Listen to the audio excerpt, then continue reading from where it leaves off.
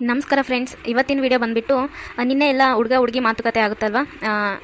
ಮಾತುಕತೆ ಆದಮೇಲೆ ನವೀನ್ ಮತ್ತು ಪ್ರಿಯಾಂಕಾ ಇಬ್ಬರು ಒಪ್ಪಿಗೆ ಇದೆ ಮದುವೆಗೆ ಅಂತೇಳಿ ಒಪ್ಪಿಗೆ ತಿಳಿಸ್ತಾರೆ. ಅದಾದಮೇಲೆ ತಂದೆ ತಾಯಿ ಎಲ್ಲ ಸೇರಿ ಇಬ್ಬರು ಕಡೆ ತಾಂಬೂಲ ಬದಲಾಯಿಸ್ಕೊತಾರೆ. ಅದಾದಮೇಲೆ ಮನೆಗೆ ಬರ್ತಾರೆ.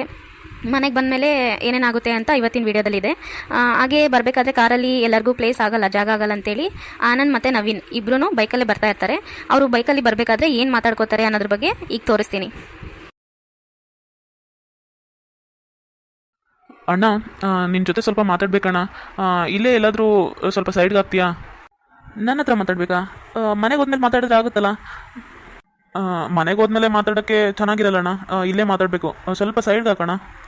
ಹೌದಾ, ಆಯ್ತಿರು. ಈ ಬೈಕ್ ಇಲ್ಲೇ ಇರಲಿ, ಇಲ್ಲೇ ಪಾರ್ಕ್ ಮಾಡ್ತೀನಿ. ಅಲ್ಲಿ ಮಾತಾಡೋಕ್ಕಿದೆ, ಬಾ, ಕರ್ಕೊಂಡು ಹೋಗ್ತೀನಿ. ನವೀನ, ಹೇಳು. ಏನೋ ಮಾತಾಡಬೇಕು ಅಂದೆಲ್ಲ. ಅದೇ ಅಣ್ಣ, ಈ ಪ್ರಿಯಾಂಕನ ಯಾಕೆ ಮದುವೆ ಆಗ್ತಿದ್ದಾನೆ ನಮ್ಮ ತಮ್ಮ ಅಂತ ನಿಂಗೆ ಒಂದು ಅನುಮಾನ ಬಂದಿರಬೇಕಲ್ಲ.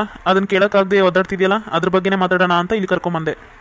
ಅಂತೂ ನನ್ನ ಮನಸ್ಸಲ್ಲಿರೋದು ನಿಂಗೆ ಅರ್ಥ ಆಯ್ತಲ್ಲ. ನೀನು ಇನ್ನೊಂದ್ಸರಿ ಯೋಚನೆ ಮಾಡಬೇಕಾಗಿತ್ತು ಅಂತ ಅನಿಸ್ತಾ ಇದೆ ನನಗೆ. ಆ ಹುಡುಗಿ ಏನೋ ಚೆನ್ನಾಗಿದ್ದಾಳೆ, ಆದರೂ ಒಂಥರ ಸ್ವಲ್ಪ ಜೋರಿದ್ದಾಳೆ ಅಂತ ಅನಿಸ್ತಾ ಇದೆ ನನಗೆ. ಯಾಕೋ ನಿಂಗೆ ಸೆಟ್ ಆಗಲ್ಲ ಅಂತ ಅನ್ನಿಸ್ತು. ಆ ಹುಡುಗಿ ತುಂಬ ರಫ್ ಆ್ಯಂಡ್ ಟಫ್ ಅನಿಸ್ತಾ ಇದ್ದಾಳೆ ನನಗೆ. ಯಾಕೋ ಸರಿ ಅನ್ನಿಸ್ಲಿಲ್ಲಪ್ಪ ನನಗೆ. ನಿಂಗೆ ಒಳ್ಳೆ ಜೋಡಿ ಆಗ್ತಾಳೆ ಅಂತ ಅನ್ನಿಸ್ಲಿಲ್ಲ ನನಗೆ. ಅಣ್ಣ, ಒಂದು ಸರಿ ಯೋಚನೆ ಮಾಡು. ಪಾರ್ವತಿ ಅತ್ತಿಗೆ ಎಷ್ಟು ಒಳ್ಳೆಯವರು, ನನ್ನ ಎಷ್ಟು ಚೆನ್ನಾಗಿ ನೋಡ್ಕೋತಾರೆ, ಸ್ವಂತ ತಮ್ಮನ ಥರ ನೋಡ್ಕೋತಾರೆ. ನನ್ನ ಅಷ್ಟೇ ಅಲ್ಲ, ಮನೇಲಿ ಎಲ್ಲರನ್ನೂ ಪ್ರತಿಯೊಬ್ಬರನ್ನೂ ಎಷ್ಟು ಕೇರ್ ಮಾಡ್ತಾರೆ, ಎಷ್ಟು ಚೆನ್ನಾಗಿ ನೋಡ್ಕೋತಾರೆ. ಆದರೂ ಅಮ್ಮ ಮತ್ತು ಈ ರಾಧಿಕಾ, ದೀಪ ಎಷ್ಟು ಅತ್ತಿಗೆನ ಅಳಿಸ್ತಾರೆ, ಎಷ್ಟು ನೋವು ಕೊಡ್ತಾರೆ. ನಿಂಗೂ ಗೊತ್ತಿದೆಯಲ್ಲ ಅಣ್ಣ. ನಾನು ಮೊದಲೆಲ್ಲ ಹಂಗೆ ಅನ್ಕೋತಿದ್ದೆ, ನನಗೂ ಪಾರ್ವತಿ ಅತ್ತಿಗೆ ಥರ ಒಂದು ಒಳ್ಳೆ ಹೆಂಡತಿ ಸಿಗ್ಲಿಯಪ್ಪ, ಆ ಥರ ಸಿಕ್ಕರೆ ನನ್ನ ಲೈಫ್ ಫುಲ್ ಹ್ಯಾಪಿಯಾಗಿರುತ್ತೆ ಅಂತ ಅನ್ಕೋತಿದ್ದೆ. ಆದರೆ ಅದಕ್ಕೇನು ಪರಿಸ್ಥಿತಿ ನೋಡಿದ್ಮೇಲೆ ಆ ಥರ ಇರಬಾರ್ದು ಅಂತ ಅನ್ನಿಸ್ತಾ ಇದೆ ನನಗೆ. ಅವ್ರ ಪಾಪ ತುಂಬ ನೋವು ಅನುಭವಿಸ್ತಿದ್ದಾರೆ ಮನೇಲಿ, ಅಮ್ಮನಿಂದ, ತಂಗಿರಿಂದ. ಅದೇ ಈ ಪ್ರಿಯಾಂಕಾ ಆದರೆ ಅದಕ್ಕೆ ಥರ ಸುಮ್ಮನೆ ಬಾಯಿ ಮುಚ್ಕೊಂಡಿರಲ್ಲ. ಯಾರೇ ತಪ್ಪು ಮಾಡಲಿ ಅವ್ರಿಗೆ ಅಲ್ಲೇ ಸರಿಯಾಗಿ ಉತ್ತರ ಕೊಡ್ತಾಳೆ, ಬಾಯಿ ಮುಚ್ಕೊಳ್ಳೋ ಥರ ಅವರು. ಇವ್ರಿಗೆ ಬುದ್ಧಿ ಕಲ್ಸೋಕೆ ನಂಗೆ ಯಾಕೋ ಪ್ರಿಯಾಂಕನೇ ಸರಿ ಅಂತ ಅನ್ನಿಸ್ತಾಣ. ಹಂಗಾಗಿ ಒಪ್ಕೊಂಡೆ ನಾನು. ನೀನು ಹೇಳೋದೇನೋ ಸರಿನೇ, ಆದರೂ ತುಂಬ ಸ್ಟ್ರಿಕ್ಟ್ ಇದ್ದಾಳೆ ಹುಡುಗಿ ಅಂತ ಅನ್ನಿಸ್ತಾ ಇದೆ ನನಗೆ. ಮುಂದೆ ಸುಮ್ಮನೆ ಜಗಳಗಳು ಆಗ್ತಾ ಇರುತ್ತೇನೋ ಅನಾವಶ್ಯಕವಾಗಿ. ನಿಂಗೆ ನೆಮ್ಮದಿ ಇಲ್ದಂಗೆ ಆಗುತ್ತೇನೋ ಅಂತ ನಂಗೆ ಅನ್ನಿಸ್ತಾ ಇದೆಯಪ್ಪ. ಅಣ್ಣ, ನೀನು ಎಷ್ಟು ಕಷ್ಟಪಡ್ತಿದ್ಯಾ ಅಂತ ನಾನು ನೋಡ್ತಾ ಇದ್ದೀನಿ. ಅದಕ್ಕೆ ಬದಲಾಗಲಿ, ತಿರುಗಿಸಿ ವಾಪಸ್ ಬೈಲಿ ಅಂತ ಎಷ್ಟು ಕಷ್ಟಪಡ್ತಿದ್ಯಾ. ಆದರೂ ಅದಕ್ಕೆ ಏನು ಚೇಂಜ್ ಆಗ್ತಾ ಇಲ್ಲ. ಅವ್ರು ಏನಾನೋ ಅಂದರೆ ಅಲ್ಲೇ ಸುಮ್ಮನೆ ಹೋಗ್ಲಿ ಬಿಡು, ನಮ್ಮವರೆಲ್ಲ ಅನ್ಕೊಂಡು ಸುಮ್ಮನೆ ಆಗ್ಬಿಡ್ತಾಳೆ. ಆದರೆ ಈ ಪ್ರಿಯಾಂಕಾ ಹಂಗಲ್ಲ. ಯಾರಾದರೂ ಬೈದರೆ ಬೈಸ್ಕೊಂಡು ಸುಮ್ಮನೆ ಇರೋಳಲ್ಲ, ವಾಪಸ್ ತಿರುಗಿಸಿ ಬೈತಾಳೆ. ನಿನ್ನೆ ಹೆಂಡ್ತಿ ಆ ಥರ ಬೈಸ್ಕೊಂಡು ಸುಮ್ಮನೆ ಕಷ್ಟಪಟ್ಟಂಗೆ ನನ್ನ ಹೆಂಡ್ತಿನೂ ಕಷ್ಟಪಡೋದು ನಂಗೆ ಇಷ್ಟ ಇಲ್ಲ ಅಣ್ಣ. ಅಂಥವ್ರಿಗೆ ಸರಿಯಾಗಿ ಬುದ್ಧಿ ಕಲಿಸಿದ್ರೇ ಸರಿ ಹೋಗೋದು. ಸಾರಿ ಅಣ್ಣ, ಸಾರಿ. ನಿಂಗೆ ನೋವು ಮಾಡಬೇಕು, ನಿಂಗೆ ಹರ್ಟ್ ಮಾಡಬೇಕು ಅನ್ನೋ ಉದ್ದೇಶದಿಂದ ನಾನು ಆ ಥರ ಮಾತಾಡಲಿಲ್ಲ. ಅದಕ್ಕೆ ತುಂಬ ಒಳ್ಳೆಯವ್ರಣ್ಣ, ತುಂಬ ಅಂದರೆ ತುಂಬ ಒಳ್ಳೆಯವರು. ನಂಗೆ ಅವ್ರ ಮೇಲೆ ಒಳ್ಳೆ ಅಭಿಮಾನ ಇದೆ. ನಾನು ಅವ್ರಿಗೆ ತುಂಬ ರೆಸ್ಪೆಕ್ಟ್ ಕೊಡ್ತೀನಿ. ನಾನು ಏನು ಹೇಳ್ತಾ ಇದ್ದೀನಿ ಅಂದರೆ, ಅವ್ರು ತುಂಬ ಇನ್ನೋಸೆಂಟ್ ಆಗಿದ್ದಾರೆ. ಅಂದರೆ ಯಾರು ಏನೋ ಬೈದರೂ ಹೋಗ್ಲಿ ಬಿಡು ಅಂತ ಸುಮ್ಮನೆ ಆಗ್ಬಿಡ್ತಾರೆ. ಆ ಥರ ಇರಬಾರ್ದು. ಈ ಪ್ರಿಯಾಂಕನ್ ಥರನೇ ಇದ್ರೇ ಈ ಸಮಾಜದಲ್ಲಿ ಬದುಕೋಕ್ಕಾಗೋದು ಅಂತ ನನ್ನ ಉದ್ದೇಶ ಅಣ್ಣ. ಆ ರೀತಿ ಹೇಳಿದೆ ಅಷ್ಟೇ. ಇಲ್ಲ ಕಣೋ, ನಾನು ಇನ್ಮೇಲೆ ಏನು ಬೇಜಾರಾಗಲಿಲ್ಲ. ನೀನು ಹೇಳಿದ್ದು ಸರಿಯೇ ಇದೆ. ಪಾರ್ವತಿ ನೆನೆಸ್ಕೊಂಡು ಸ್ವಲ್ಪ ಬೇಜಾರಾಯಿತು ಅಷ್ಟೇ. ನಾನು ಅವಳಿಗೆ ಎಷ್ಟು ಹೇಳ್ತೀನಿ, ಹಿಂಗೆ ಇರಬೇಡ, ಚೇಂಜ್ ಆಗು, ಬದಲಾಗು ಅಂತ. ಆದರೆ ಅವಳು ಏನೂ ಚೇಂಜ್ ಆಗ್ತಾ ಇಲ್ಲ. ಸರಿ, ನೀನು ಬೇಜಾರಾಗಬೇಡ, ಬಾ, ಮನೆಗೆ ಹೋಗೋಣ, ಲೇಟ್ ಆಯಿತು. ಪಾಪ ಪದ್ಮ ಚಿಕ್ಕಮ್ಮಗೆ ಇರೋ ಅನ್ಬೇಕಿತ್ತು. ಸಾಯಂಕಾಲ ಬೇರೆ ಆಗೋಕ್ಕೆ ಬಂದಿತ್ತು. ಇಷ್ಟೊತ್ತಲ್ಲಿ ಯಾವಾಗ ಹೋಗಿ ಮನೆ ಸೇರಿಕೊಂಡು ಅಲ್ಲೆಲ್ಲ ಯಾವಾಗ ತಲುಪ್ತಾರೋ ಏನೋ ಮನೆಗೆ. ಪಾಪ ಅವ್ರು ಹೋಗ್ತೀನಿ ಅಂದಾಗ ಈ ಅತ್ತೆ ಒಂದು ಮಾತು ಕೂಡ, ಇಲ್ಲೇ ಇರ್ರಿ ಇವತ್ತು ಹೊತ್ತಾಗಿದೆ, ಮತ್ತೆ ಎಲ್ಲಿ ಹೋಗ್ತೀರಾ, ಬೆಳಗ್ಗೆ ಹೋದ್ರೆ ಆಯಿತು ಅಂತ ಒಂದು ಮಾತು ಕೂಡ ಅನ್ನಲಿಲ್ಲ. ಈ ರಾಧಿಕಾನೂ ಅನ್ನಲಿಲ್ಲ. ನಾನೇಂದ್ರೂ ಅಂದ್ಬಿಟ್ಟಿದ್ರೆ ಮತ್ತೆ ನನ್ನ ಮೇಲೆ ಇವ್ರು ಸಿಡುಕ್ತಾ ಇದ್ರು. ಅದಕ್ಕೆ ನಾನು ಏನೂ ಅನ್ನಕ್ಕೆ ಹೋಗಲಿಲ್ಲ. ಪಾಪ ಏನು ಅಂದ್ಕೊಂಡ್ರೋ ಏನೋ. ಬೇಗ ಬೇಗ ಎಲ್ಲ ರಾತ್ರಿಗೆ ಅಡುಗೆ ತಯಾರು ಮಾಡ್ಕೋಬೇಕು, ಮತ್ತೆ ಇಲ್ಲಾಂದರೆ ಬಯಸ್ಕೋಬೇಕಾಗತ್ತೆ. ಯವ್ವ ನನ್ನ ಸಣ್ಣ ಸೊಸೆ ವೈಭೋಗ ಹೇಳಕ್ಕ ಈ ಒಂದು ಬಾಯಿ ಸಾಕಾಗಂಗಿಲ್ಲ ನೋಡು. ಎಷ್ಟು ದೊಡ್ಡ ಮನೆ, ಏನು ಕತೆ. ಅಷ್ಟು ರೊಕ್ಕ ಇದ್ರು, ಅಷ್ಟು ಶ್ರೀಮಂತರಾಗಿದ್ರು ಪಾಪ ಎಷ್ಟು ಸರಳವಾಗಿದ್ರು ನೋಡೋರು ಮನೆಯರೆಲ್ಲರೂ. ಇನ್ನು ನಮ್ಮ ಮತ್ತೆ ಸ್ಟಾರ್ಟ್ ಮಾಡಿದ್ರಲ್ಲ ಅವ್ರ ಭಜನೆನ. ನಾನು ಹೋಗಿ ನನ್ನ ಅಡುಗೆ ಮನೇಲಿ ಏನಾದರೂ ಕೆಲಸ ನೋಡ್ಕೊಳ್ಳೋದು ಒಳ್ಳೆಯದು. ಪಾರ್ವತಿ, ಸ್ವಲ್ಪ ನಿಂತ್ಕೋ. ಎಲ್ಲಿಗೆ ಹೋಗ್ತಾ ಇದೆಯಾ? ನಾನು ಮಾತಾಡ್ತಾ ಇದ್ದೀನಿ, ಹಂಗೆ ಹೋಗ್ತಿದ್ಯಾ? ಅತ್ತೆ ಹೇಳಿ. ನೀನೇನು ಆ ಹುಡುಗಿ ಪ್ರಿಯಾಂಕನ ಜೊತೆ ಅಷ್ಟು ಕ್ಲೋಸ್ ಆಗಿ ಮಾತಾಡೋದು, ಹಂಗೆಲ್ಲ ಮಾಡ್ತಾ ಇದೆಯಾ? ನೀನು ಎಲ್ಲಿರಬೇಕು ಅಲ್ಲೇ ಇರು. ಆ ಹುಡುಗಿನ ಜೊತೆ ಎಷ್ಟನಾ ಕ್ಲೋಸ್ ಆಗಿರಬೇಡ, ನಂಗೆ ಅದು ಇಷ್ಟ ಇಲ್ಲ. ನವೀನ್, ಸ್ವಲ್ಪ ಇಲ್ಲೇ ಇರು. ನಮ್ಮ ಪಾರ್ವತಿ ಏನು ಮಾತಾಡ್ತಾಳೆ ಅಂತ ಕೇಳಿಸ್ಕೊಳ್ಳೋಣ. ಸರಿ ಅಣ್ಣ. ಅತ್ತೆ, ಈಗ ನಾನೇನು ಮಾಡಿದೆ ಅತ್ತೆ? ಆ ಹುಡುಗಿ ಜೊತೆ ನೀನು ಎಷ್ಟನ್ನ ಕ್ಲೋಸ್ ಆಗಿರೋಕೆ ಹೋಗ್ಬೇಡ. ಆ ಹುಡುಗಿ ರೇಂಜ್ ಬೇರೆ, ನಿನ್ನ ರೇಂಜ್ ಬೇರೆ. ಆ ಹುಡುಗಿಯಲ್ಲಿ ನೀನೆಲ್ಲಿ ಅದನ್ನೆಲ್ಲ ತಿಳ್ಕೊಂಡು ಆ ಹುಡುಗಿಯಿಂದ ಎಷ್ಟು ಅಂತರ ಕಾಯ್ಕೋಬೇಕೋ ಅಷ್ಟು ಅಂತರ ಇರು. ಎಷ್ಟು ನಮ್ಮ ಮೇಲೆ ಬಿದ್ದು ಹುಡುಗಿನ ಮಾತಾಡ್ಸಕ್ಕೆ ಹೋಗ್ಬೇಡ. ಈಗ ದುಡ್ಡಿರೋ ವರ್ಗಿತ್ತಿ ಸಿಕ್ಕಿದಾಳಲ್ಲಮ್ಮ, ಅದಕ್ಕೆ ಇದೆಲ್ಲ ನಾಟಕ. ಆಕೆ ಜೊತೆ ಕ್ಲೋಸ್ ಆಗಿ ಇಟ್ಬಿಟ್ರೆ ತನಗೇನಾದರೂ ಉಪಯೋಗ ಆಗುತ್ತೇನೋ ಅಂತ ಯೋಚನೆ ಇರಬೇಕು. ಪಾರ್ವತಿ ಇವತ್ತಾದರೂ ಗಟ್ಟಿಗೆ ಮಾತಾಡಿದ್ರೆ ಚೆನ್ನಾಗಿರುತ್ತೆ. ಅತ್ತೆ, ನೀವೆಲ್ಲರೂ ಅಲ್ಲೇ ಇದ್ರಿ ತಾನೇ? ಹೌದು, ಇದ್ವಿ. ನೀವೆಲ್ಲರೂ ಒಂದೇ ಕಡೆ ಕೂತ್ಕೊಂಡಿದ್ರಿ ಸೋಫಾ ಮೇಲೆ, ಆದರೆ ನಾನು ನನ್ನ ಗಂಡ ಮಾತ್ರ ದೂರ ನಿಂತ್ಕೊಂಡಿದ್ವಿ. ನಿಮಗೆ ಎಲ್ಲ ಜಾಗ ಆಗಿದೆ, ನಮಗೆ ಜಾಗ ಉಳಿದಿಲ್ಲ, ಹೋಗ್ಲಿ ಬಿಡು, ಅದಕ್ಕೆಲ್ಲ ಯಾಕೆ ಫೀಲ್ ಆಗಬೇಕು ಅಂತೇಳಿ ಅಲ್ಲೇ ನಿಂತ್ಕೊಂಡಿದ್ವಿ. ಅದಾದಮೇಲೆ ಅಲ್ಲಿ ಚೇರ್ಸ್ ಕೂಡ ಇರಲಿಲ್ಲ ಕೂಡೋಕ್ಕೆ, ನಾವು ಅಲ್ಲೇ ಟೇಬಲ್ ಮೇಲೆ ಅಡ್ಜಸ್ಟ್ ಮಾಡ್ಕೊಂಡ್ವಿ. ಅದು ನಾನು ತಪ್ಪು ಅಂತಲೂ ಅಂದ್ಕೊಳ್ಳಿಲ್ಲ. ನಮ್ಮಲ್ಲೇ ಯಾಕೆ ಜಗಳ ಬಿಡು, ಅಡ್ಜಸ್ಟ್ ಮಾಡ್ಕೊಂಡ್ರೆ ಆಯಿತು. ಚೇರ್ ಮೇಲೆ ಕುಂತ್ರೇನೋ, ಸೋಫಾ ಮೇಲೆ ಕುಂತ್ರೇನೋ, ಟೇಬಲ್ ಮೇಲೆ ಕುಂತ್ರೇನೋ ಅಂತ ನಾನು ಎಲ್ಲದಕ್ಕೂ ಅಡ್ಜಸ್ಟ್ ಮಾಡ್ಕೊಂಡು ಸುಮ್ಮನೆ ಆಗಿದ್ದೆ. ಹೌದು, ಈಗ ಅದನ್ನೆಲ್ಲ ಯಾಕೆ ಕೇಳ್ತಿದ್ಯಾ? ಆ ಹುಡುಗಿನ ಕರೆಸಿದ ಮೇಲೆ ನೀವೆಲ್ಲರೂ ಆ ಹುಡುಗಿಗೆಲ್ಲ ಪರಿಚಯ ಮಾಡಿಸ್ಕೊಂಡ್ರಿ, ಆದರೆ ನನ್ನ ಗಂಡನ ಮಾತ್ರ ನೀವು ಪರಿಚಯನೇ ಮಾಡ್ಕೊಡ್ಲಿಲ್ಲ. ಹಂಗಂತೇಳಿ ನಾನೇ ಏನೋ ಎದ್ದೋಗಿ ನನ್ನ ಹೆಸರು ಪಾರ್ವತಿ ಅಂತ ನಾನೇನು ಪರಿಚಯ ಮಾಡ್ಕೊಳ್ಳಿಲ್ಲ. ಪ್ರಿಯಾಂಕನೇ ತಾನೇ ನನ್ನ ಹತ್ರ ಬಂದು ಮಾತಾಡಿದ್ದು. ಅದೇನೋ ನಾನು ಯಾವಾಗೋ ಒಂದ್ಸರಿ ಹೆಲ್ಪ್ ಮಾಡಿದ್ವಿ ಅಂತೇಳಿ ಅದನ್ನೇ ಆ ಸಹಾಯನ ನೆನ್ಪಿಟ್ಕೊಂಡು ಆ ಹುಡುಗಿನ ನೆನ್ಪು ಮಾಡಿಕೊಂಡು ಪಾಪ ಬಂದು ಮಾತಾಡಿಸಿದ್ದು. ನಿಜ ಹೇಳ್ಬೇಕಂದ್ರೆ ನನಗೆ ಆ ಹುಡುಗಿನ ಫೇಸ್ ನೆನಪೇ ಇರಲಿಲ್ಲ. ಮತ್ತೆ ಇಲ್ಲಿ ನೀವು ಹೇಳ್ತಾ ಇರೋದು ನೋಡಿದ್ರೆ ನಾನೇ ಏನೋ ಹೋಗಿ ಆ ಹುಡುಗಿನ ಪರಿಚಯ ಮಾಡಿಸ್ಕೊಂಡು ಮೇಲೆ ಬಿದ್ದು ನಾನೇ ಮಾತಾಡ್ಸಿದ್ದೀನಿ ಅನ್ನೋ ಥರ ಹೇಳ್ತಾ ಇದ್ದೀರಾ. ಆ ಹುಡುಗಿ ನನ್ನ ಹತ್ರ ಮಾತಾಡಬಾರ್ದು, ನನ್ನ ಹತ್ರ ಕ್ಲೋಸ್ ಆಗಿರಬಾರ್ದು ಅಂತ ನಿಮ್ಗೆ ಅಷ್ಟೊಂದು ಇದ್ದರೆ ನೀವು ಹೇಳಬೇಕಾಗಿರೋದು ನನಗಲ್ಲ, ಆ ಹುಡುಗಿಗೆ ಫೋನ್ ಮಾಡಿ ನೀವು ಹೇಳಿ.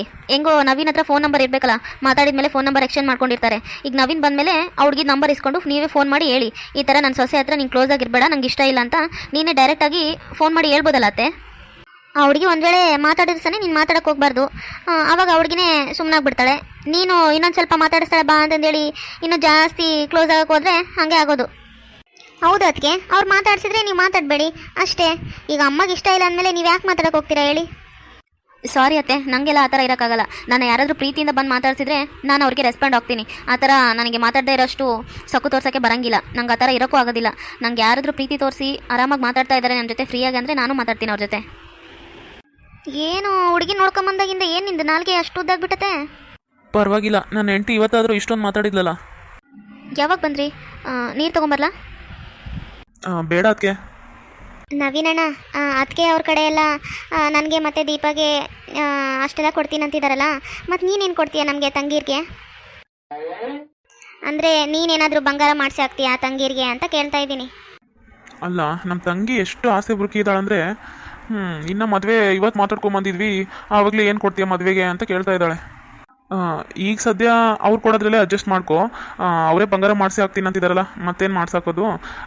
ನೋಡೋಣ, ಮುಂದೆ ನೀನು ಹೆಂಗೋ ಇನ್ನು ಬೇರೆ ಮನೆ ಮಾಡ್ತೀಯಲ್ಲ, ಅವಾಗ ಏನಾದರೂ ಖರ್ಚಿಗೆ ಬೇಕಾಗ್ತಿರ್ತದಲ್ಲ, ಮನೆಗೆ ಏನಾರ ಸಾಮಾನು ತರೋದು ಅದು ಇದು ಇರುತ್ತೆ, ಅವಾಗ ಬೇಕಾದರೆ ಏನಾರ ಕೊಡಿಸ್ತೀನಿ ನಿಮಗೆ. ಒಟ್ಟಿನಲ್ಲಿ ಇಬ್ಬರು ಅಣ್ಣೋರಿದ್ದು ವೇಸ್ಟೇ, ಏನು ಕೊಡಿಸ್ಲೇ ಇಲ್ಲ. ಆನಂದ ಅಣ್ಣನೂ ಅಷ್ಟೇ, ಮದುವೆಗೆ ಏನು ಕೊಡಿಸ್ಲಿಲ್ಲ. ನೀನು ಅಷ್ಟೇ. ಹೋಗ್ಲಿ, ನೀನು ಹೆಂಡ್ತಿನಾದರೂ ಕೊಡಿಸ್ತಾ ಇದ್ದಾಳಲ್ಲ, ಅದೇ ನಮ್ಮ ಭಾಗ್ಯ, ಅದೇ ನಮ್ಮ ಪುಣ್ಯ. ಅಲ್ಲಮ್ಮ ರಾಧಿಕಾ, ಈಗ ನಿಮ್ಮ ಅಣ್ಣನ ಮದುವೆಯಲ್ಲಿ ಈಗ ಅವರು ನಿಮಗೆಲ್ಲ ದುಡ್ಡು ಕೊಡ್ತಾ ಇದ್ದಾರಲ್ಲ, ದುಡ್ಡು ಅಥವಾ ಬಂಗಾರನೋ ಯಾವುದೋ ಒಂದು ಕೊಡ್ತಾ ಇದ್ದಾರಲ್ಲ, ಅಷ್ಟು 2 ಲಕ್ಷದವರೆಗೂ. ಮತ್ತು ನೀವು ನಿಮ್ಮ ಅಣ್ಣಗೆ ಏನು ಗಿಫ್ಟ್ ಕೊಡ್ತೀರಾ? ಏನು, ನಾನು ಗಿಫ್ಟ್ ಕೊಡಬೇಕಾ? ದೀಪಾ, ನೀನು ಏನು ಗಿಫ್ಟ್ ಕೊಡ್ತೀಯ ಅಣ್ಣಂಗೆ? ದೀಪ ಏನು ಗಿಫ್ಟ್ ಕೊಡೋದು ನಿಂತಿಲ್ಲ, ಯಾಕಂದರೆ ತನಗಿನ್ನೂ ಮದುವೆ ಆಗಿಲ್ಲ. ತಾನೇನು ಸಪ್ರೇಟಾಗಿ ಏನು ಗಿಫ್ಟ್ ತಂದು ಕೊಡೋದು ಅವಶ್ಯಕತೆ ಇರಲ್ಲ. ಅದಕ್ಕೆ ನೀವೇನು ಗಿಫ್ಟ್ ತರ್ತೀರಾ? ಇನ್ನೂ ತಂದೆ ಮಕ್ಕಳು ಇನ್ನೂ ಬೇರೆ ಆಗಿಲ್ಲಮ್ಮ, ಒಂದೇ ಮನೇಲಿ ಇದ್ದೀವಿ. ಅವರೇನು ಬೇರೆ ಸಂಸಾರ ಮಾಡಕತ್ತಿಲ್ಲ, ಬೇರೆ ಮನೆ ಮಾಡಿಲ್ಲ. ಹಂಗಾಗಿ ಅವ್ರು ಕೂಡ ಏನೋ ಗಿಫ್ಟ್ ತರೋ ಅವಶ್ಯಕತೆ ಇಲ್ಲ. ಯಪ್ಪ, ನಾನಂತೂ ಸೇಫು, ಯಾವ ಗಿಫ್ಟ್ ತರೋ ಅವಶ್ಯಕತೆ ಇಲ್ಲ. ನನಗೆ ಬರೋ ದುಡ್ಡಲ್ಲಿ ನಾನು ಆರಾಮಾಗಿ ಎಂಜಾಯ್ ಮಾಡ್ಬೋದು. ಅಪ್ಪ, ಅವ್ರು ಯಾರು ಗಿಫ್ಟ್ ಕೊಡಲ್ಲ ಅಂದಮೇಲೆ ನಾನೊಬ್ಬಳೆ ಯಾಕೆ ಗಿಫ್ಟ್ ತಂದು ಕೊಡಬೇಕು? ಇದೇನು ರಾಧಿಕಾ ಹಿಂಗಂತಿದ್ಯಾ? ಈಗ ನಿನ್ಗೆ ಮದುವೆ ಆಗಿದೆ, ಈಗ ಮದುವೆ ಆಗಿದೆ ಅಂದಮೇಲೆ ಕೇಳ್ತಾರೆ. ಈಗ ಅಷ್ಟೆಲ್ಲ ನಿನಗೆ ಅವರು ಆ ಕಡೆ ಹೆಣ್ಣಿನ ಕಡೆಯವರು ಅಷ್ಟೆಲ್ಲ ದುಡ್ಡು ಕೊಡ್ತಾ ಇದ್ದಾರೆ, ಅದೇನೋ ಬಂಗಾರ ಹಾಕ್ತಿದ್ದಾರೆ ಅಂದಮೇಲೆ ನೀನು ಅವ್ರಿಗೆ ಏನಾದರೂ ಕೇಳ್ತಾರಲ್ವಾ, ಗಿಫ್ಟ್ ಏನೋ ತಂದಿಲ್ವಾ ನೀವು ಅಂತ, ಅವಾಗ ಏನು ಹೇಳ್ತೀಯ ಮದುವೆಯಲ್ಲಿ? ನೀನು ತಂದೆ ತರಬೇಕು ಗಿಫ್ಟು.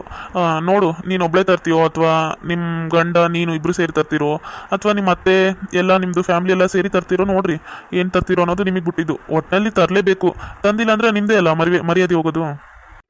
ಛೇ, ಬರೋ ದುಡ್ಡಲ್ಲಿ ಮತ್ತೆ ಇವ್ರಿಗೆ ಗಿಫ್ಟ್ ಕೊಡಬೇಕಂದ್ರೆ ಸಂಕಟ ಆದಂಗೆ ಆಗ್ತಾಯಿದೆ. ಸುಮ್ಮನೆ ಇರದೆ ಅದೇನೋ ಇರುವೆ ಬಿಟ್ಕೊಂಡ್ರೆ ಅನ್ನಂಗೆ ಆಯ್ತಂದು.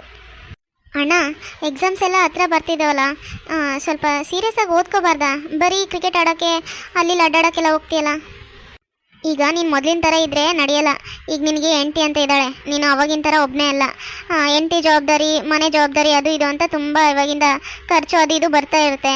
ನೀನು ಸ್ವಲ್ಪ ದುಡಿಯೋದು ಜಾಸ್ತಿ ಮಾಡ್ಕೋಬೇಕಪ್ಪ. ಅಲ್ಲಿ ಬೇಕ್ರಿಲೂ ಕೆಲಸ ಬಿಟ್ಬಿಟ್ಟು ಏನನ್ನ ಕೇಳಿದ್ರೆ ಇಲ್ಲ ನಾನು ಬೇರೆ ಕಡೆ ಕೆಲಸಕ್ಕೆ ಹೋಗ್ತೀನಿ ಅಲ್ಲಿ ಇಲ್ಲಿ ಅಂತ ಹೇಳ್ತಿದ್ಯಾ. ಏನು ಮಾಡ್ತಿದ್ಯೋ ಒಂದು ಅರ್ಥ ಆಗ್ತಾ ಇಲ್ಲ. ನೋಡು, ಮೊದಲಿನ ಥರ ಇರಬೇಡ, ಸ್ವಲ್ಪ ಬದಲಾಗು. ಹಾಂ, ಅರ್ಧ ದಿನ ಎಲ್ಲ ದುಡಿದ್ರೂ, ಅರ್ಧ ದಿನ ಅಲ್ಲ ಒಂದು ದಿನ ಎಲ್ಲ ದುಡಿದ್ರೂ ಅಲ್ಲಿ 200-300 ಕೊಡೋಂಗಿಲ್ಲ ನೆಟ್ಟಿಗೆ ಆ ಬೇಕ್ರಿಲಿ. ಅಲ್ಲಿ ನಾನು ಕೆಲಸ ಮಾಡಬೇಕಾ? ಅದಕ್ಕೆ ಅಲ್ಲಿ ಬಿಟ್ಬಿಟ್ಟೆ. ಈಗ ಬಿಟ್ಬಿಟ್ಟು ಬೇರೆಯವ್ರ ಜಾಬೆಲ್ಲ ಕತ್ತರಿಸ್ತಾ ಇದ್ದೀನಿ. ಆಗಾಗ ಕಳ್ತನ ಮಾಡ್ತಾ ಇರ್ತೀನಿ. ನನಗೆ ಯಾವಾಗ ಖರ್ಚಿಗೆ ಬೇಕೋ ಅವಾಗೆಲ್ಲ ಕಳ್ತನ ಮಾಡ್ತಾ ಇರ್ತೀನಿ. ಇನ್ನು ಎಕ್ಸಾಮ್ಸಿಂದು ನಾನು ಕಷ್ಟಪಟ್ಟೆಲ್ಲ ಓದಕ್ಕೆ ಹೋಗಲ್ಲ. ಕಾಪಿ ಚೀಟಿ ತೊಗೊಂಡೋಗ್ತೀನಿ. ಅಲ್ಲೇ ನೋಡಿ ಬರೆದು ಪಾಸ್ ಆಗ್ತೀನಿ ಅಷ್ಟೇ. ನೋಡು ನೀನು ಹಂಗೆ ಹೇಳ್ತಾ ಇದ್ರು ಅವ್ನಿಗೆ ಒಂದು ನಿನ್ನ ಮಾತು ಕಿವಿಯಾಗಿ ಹೋಗ್ತಾ ಇಲ್ಲ. ಅವನಿಗೆ ಅವ್ನ ಲೋಕದಲ್ಲಿ ಅವನಿದ್ದಾನೆ. ಮುಂದೊಂದಿನ ಹೆಂಡ್ತಿನ ಕರ್ಕೊಂಡು ಬೇರೆ ಹೋಗ್ತಾನಲ್ಲ, ಆವಾಗ ಗೊತ್ತಾಗ್ತೈತೆ ಅವನಿಗೆ ನಮ್ಮ ಮಾತಿನ ಬೆಲೆ. ಇವಾಗ ಅರ್ಥ ಆಗಿಲ್ಲ ಅವನಿಗೆ. ಅಲ್ಲಿ ಬೇಳೆ, ಎಣ್ಣೆ, ಉಪ್ಪು, ಖಾರ ಅಂತ ತರ್ತಾನಲ್ಲ, ಅವ ರೊಕ್ಕ ಕೊಟ್ಟು ಆವಾಗ ಗೊತ್ತಾಗ್ತೈತೆ ಜವಾಬ್ದಾರಿ ಅಂದರೆ ಏನಂತ. ಏನು ಒಟ ಹಚ್ಚಿಬಿಟ್ಟಿರಿ ತಾಯಿ ಮಗಳು. ಅದಕ್ಕೆ ನನ್ನ ಮನೆಗೆ ಇರಂಗಿಲ್ಲ, ಎತ್ತಗನ ಹೊರಗಡೆ ಹೋಗ್ಬಿಡ್ತೀನಿ. ಹೋಗು ಹಂಗೆ ಹಾಳಾಗನ ಹೋಗ್ಬಿಡತ್ತಾಗ. ಎದಕ್ಕೆ ನಮಗೆ ಮೂಲ ಕುಂತಿದ್ದೆ ನಮ್ಮ ಜೀವಕ್ಕೆ. ಅಮ್ಮ ಹೋಗ್ಲಿ ಬಿಡಮ್ಮ, ನಿನ್ನ ಸಮಾಧಾನ ಮಾಡ್ಕೊ. ಅಣ್ಣಕ್ಕೆ ತನಗೆ ಜವಾಬ್ದಾರಿ ಬರುತ್ತೆ ಮುಂದೆ ಹೋಗ್ತಾ ಹೋಗ್ತಾ. ಅದಿರಲಿ, ಅಲ್ಲಿ ಹೆಣ್ಣು ನೋಡೋಕೆ ಹೋಗಿದ್ರಲ್ಲ, ಹೆಂಗೆ ಏನಾಯಿತು? ಹುಡುಗಿ ಚೆನ್ನಾಗಿದ್ದಾಳ? ಒಪ್ಕೊಂಡ್ರಾ ಇವರು? ಹುಡುಗಿ ನೋಡೋಕೆ ಚೆನ್ನಾಗಿದ್ದಾಳೆ. ಮುಖ್ಯವಾಗಿ ನಿಮ್ಮ ಅಣ್ಣನ ಅದೇ ಅತ್ತೆ ಇದ್ದಾಳಲ್ಲ, ಆಕೆಗೆ ಮಾತ್ರ ಒಳ್ಳೆ ಸರಿಯಾದ ಜೋಡಿ ನೋಡು. ತಕ್ಕ ಸೊಸೆ, ತಕ್ಕ ಮಕ್ಕ ಎರಡೂ ಸರಿಯಾಗಿ ಕೊಡ್ತಾವು. ಇದೇನಮ್ಮ, ಹುಡುಗಿಗೆ ಒಳ್ಳೆ ಜೋಡಿ ಅನ್ನೋದ್ಬಿಟ್ಟು ಅವ್ರ ಅತ್ತೆಗೆ ಒಳ್ಳೆ ಜೋಡಿ ಅಂತಿದ್ಯಾ? ಅಂದರೆ ಆ ಹುಡುಗಿ ಹಂಗಿದ್ದಾಳೆ ಅಂತ ಹೇಳ್ತಾ ಇದ್ದೀನಿ. ಅಷ್ಟು ಜೋರಿದ್ದಾಳೆ ಅವಳು. ಯಾರನ್ನ ಏನನ್ನ ಅಂದರೆ ಅನ್ಸ್ಕೊಳ್ಳಲ್ಲ, ಅಲ್ಲೇ ತಿರುಗಿಸಿ ವಾಪಸ್ ಉತ್ತರ ಕೊಟ್ಟು ಬರ್ತಾಳೆ. ಈಕಿ ನಮ್ಮ ಬೀಗ್ರಿ ಇದ್ದಾಳಲ್ಲ, ಆಕಿನು ಸ್ವಲ್ಪ ಹೋಯ್ತಾ ಅಂತ ಮಾಡಿದ್ದೆ. ಆಕಿನ ಹಿಡಿಯೋರು ಯಾರಿಲ್ಲ, ಹಂಗೆ ಎಗರಾಡ್ತಾಳೆ ಆಕಿ. ಅದಕ್ಕೆ ಆಕಿನ ಸರಿಯಾಗಿ ಹಿಡಿದು ಕುಂದ್ರಸಕ್ಕಂದ್ರೆ ಈ ಹುಡುಗಿನೇ ಸರಿಯಾದ ಜೋಡಿ ಅಂತ ಹೇಳಿದ್ದು.